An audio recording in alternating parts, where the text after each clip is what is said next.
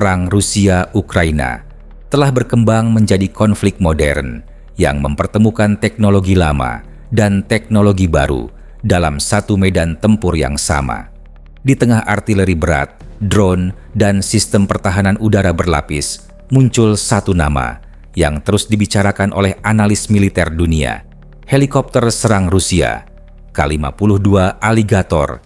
Kehadirannya di langit Ukraina menimbulkan pertanyaan penting. Apakah K-52 benar-benar mengubah jalannya perang? Seberapa besar dampaknya bagi Ukraina? Dan bagaimana reaksi Barat terhadap efektivitasnya?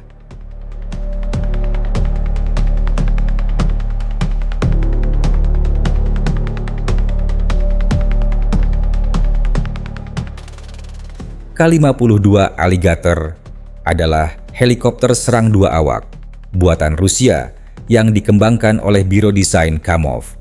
Ciri paling menonjol dari helikopter ini adalah sistem rotor koaksial ganda tanpa baling-baling ekor.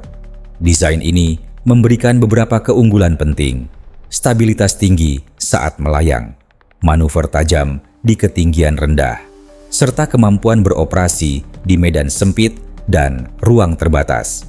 Dari sisi persenjataan, K-52 membawa meriam otomatis kaliber 30 mm, roket tak berpemandu, dan rudal anti-tank berpemandu, seperti Vickers 1 dan Ataka. Rudal-rudal ini dirancang untuk menghancurkan kendaraan lapis baja dari jarak menengah hingga jauh. K-52 juga dilengkapi perlindungan kokpit berlapis baja, dan yang jarang dimiliki helikopter tempur, sistem kursi lontar bagi awaknya.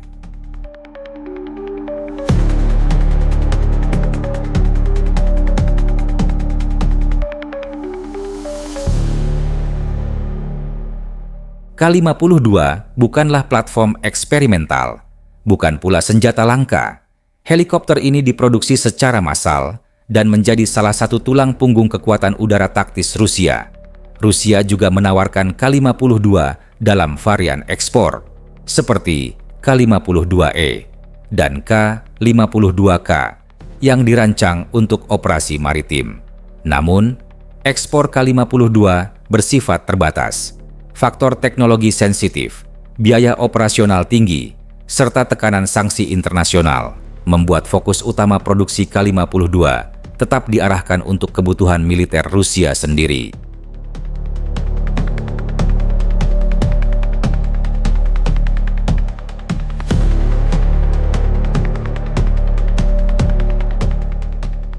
K-52 mulai terlibat aktif sejak fase awal invasi Rusia ke Ukraina pada tahun 2022. Pada periode ini, helikopter digunakan secara agresif untuk dukungan udara dekat, serangan anti-tank, dan pengawalan pasukan darat. Namun, medan perang Ukraina terbukti berbeda.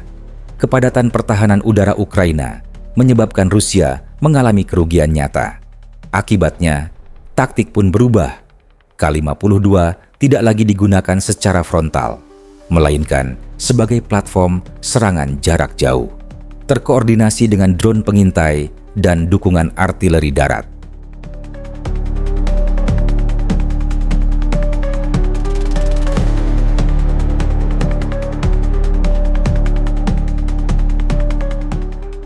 Peran K-52 kembali menonjol pada tahun 2023.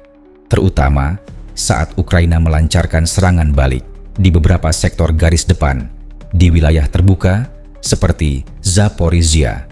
K-52 menyerang kendaraan lapis baja Ukraina dari jarak relatif aman.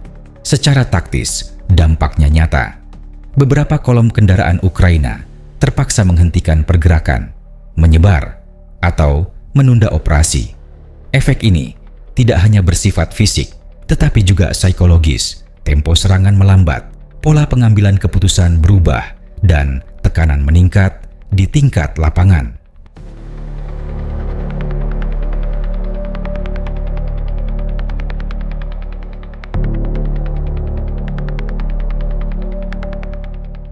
Namun, dampak K-52 tidak bersifat mutlak. Helikopter ini tidak mampu beroperasi bebas Di wilayah dengan pertahanan udara aktif, Ukraina mulai beradaptasi. Manpads disebar secara berlapis, drone digunakan untuk deteksi dini, dan pola operasi diubah menjadi lebih fleksibel dan defensif.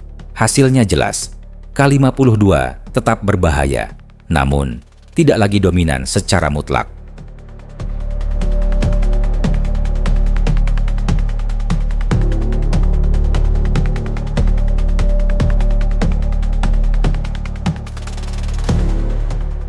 Di sisi lain, Rusia memiliki keunggulan berbeda. Skala produksi amunisi yang besar, cadangan personel lebih luas, dan kedalaman logistik yang memungkinkan perang jangka panjang. Situasi ini menciptakan realitas penting. Perang ini tidak ditentukan oleh satu sistem senjata, melainkan oleh kemampuan bertahan dan beradaptasi dalam waktu yang panjang.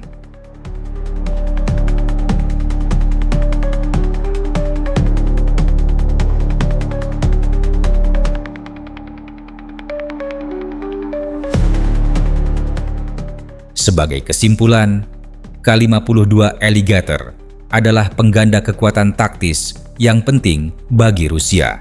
Helikopter ini mampu menghambat dan memperlambat operasi Ukraina di sektor tertentu, namun tidak mampu menentukan arah perang secara keseluruhan.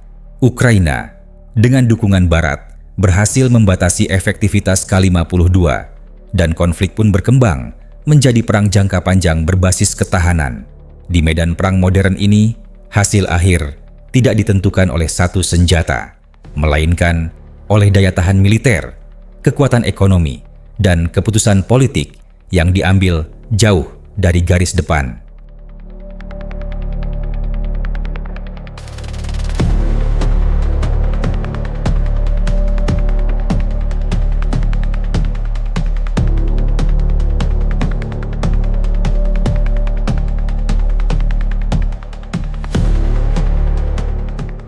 Dalam konteks yang lebih luas, efektivitas K-52 tidak dapat dipisahkan dari kondisi keseluruhan perang.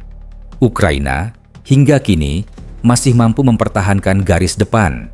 Tidak terjadi kolaps militer besar, namun kemampuan ofensif menurun. Perang bergeser menjadi konflik ketahanan. Faktor sumber daya manusia, logistik, dan dukungan politik internasional menjadi penentu utama. Ukraina menghadapi kelelahan pasukan dan kebutuhan mobilisasi lanjutan, sementara industri pertahanannya sangat bergantung pada bantuan Barat.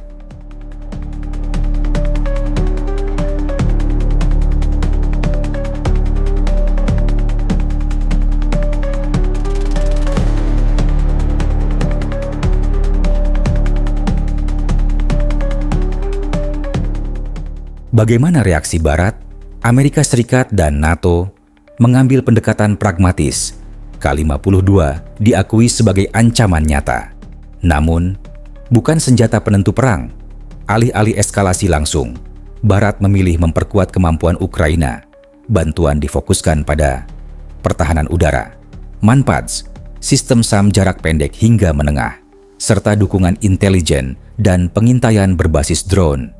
Pengalaman Ukraina juga menjadi bahan evaluasi penting bagi doktrin NATO tentang penggunaan helikopter serang di medan perang modern.